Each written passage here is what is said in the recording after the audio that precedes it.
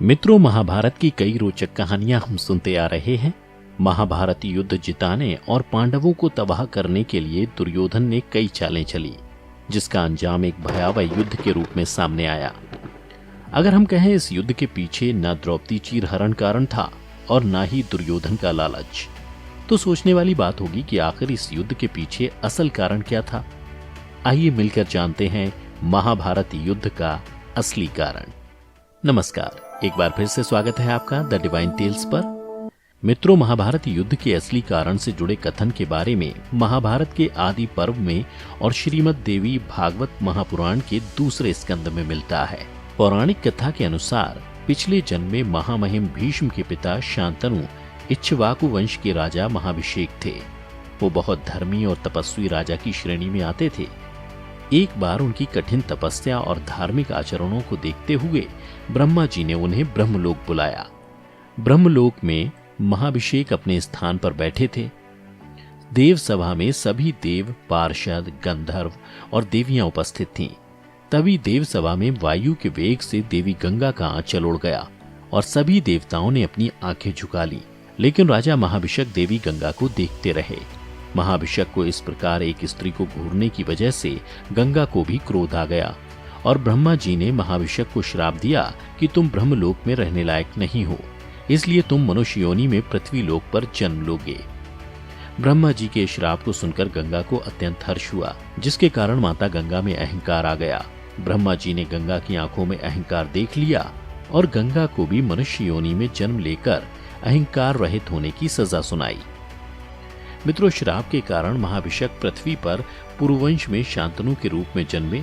वह एक पराक्रमी राजा थे और अक्सर शिकार पर जाया करते थे। एक दिन शिकार की खोज में वे काफी आगे निकल गए और तभी उन्हें एक सुंदर युवती दिखाई दी। उसे देखते ही वह उस पे मोहित हो गए। उन्होंने उसके सामने विवाह का प्रस्ताव रखा। उस युवती रूपी गंगा माता ने कहा, मैं अवश्य आपसे विवाह करूंगी, लेकिन मेरी एक शर्त है। आप मुझसे कभी भी कोई प्रश्न नहीं करेंगे और जिस दिन आपने मुझसे कोई प्रश्न किया, मैं आपको छोड़कर चली जाऊंगी। शांतनु स्त्री मोह में शर्त मान गए और दोनों का विवाह हो गया। समय बीतता गया। समय के साथ महाराजा शांतनु और माता गंगा को पहले पुत्र की प्राप्ति हुई।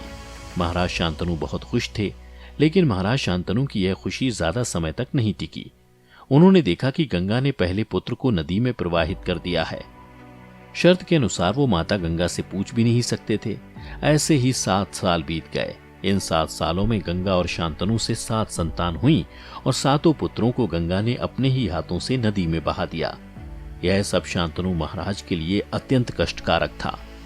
जब 8वें साल महाराज शांतनु और गंगा को 8वां पुत्र हुआ, तब गंगा पहले की तरह इस बार भी 8वें पुत्र को अपनी गोद में उठाकर नदी में प्रवाहित करने के लिए चल पड़ी। लेकिन इस बार महाराज ने अपने वचन को तोड़कर उनसे प्रश्न किया कि आखिर क्यों उनके सभी पुत्रों को वो नदी में प्रवाहित करती हैं। महाराज को अपना वचन तोड़ के प्रश्न करते हुए देखकर गंगा ने 8वें पुत्र को नदी में प्रवाहित नहीं किया और कहा कि मैं अपने पुत्र देवव्रत को भी अपने साथ ले जा रही हूँ। मैं इसका पालन पोषण करूंगी और जब यह वीर योद्धा ज्ञानी हो जाएगा तो आपके पास आपके पुत्र को पहुंचा दूंगी। 18 साल के बाद एक बार फिर से शांतनु महाराज गंगा नदी के किनारे पहुंचे और गंगा और अपने पुत्र देवव्रत को याद करने लगे।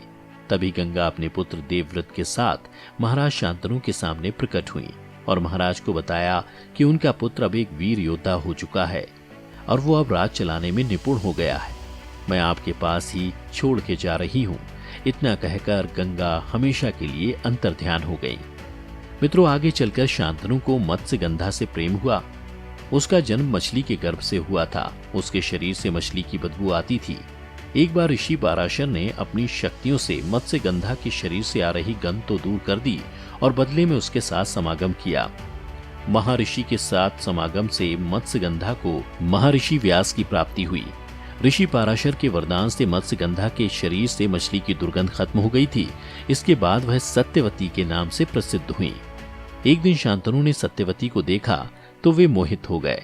बाद में शांतनु के पुत्र देवव्रत ने सत्यवती और शांतनु का विवाह करवाया। पिता मोह में इस विवाह के लिए देवव्रत ने आजीवन ब्रह्मचारी रहने की प्रतिज्ञा की थी और सत्यवती को वचन दिया था कि उसकी संतान ही हस्तिनापुर का राजा बनेगी। इस प्रतिज्ञा के कारण ही देवव्रत का एक नाम भीष्म पड़ा। इसके बाद शांतनु और सत्यवती के 2 पुत्र हुए, चित्रांगद और विचित्रवीर।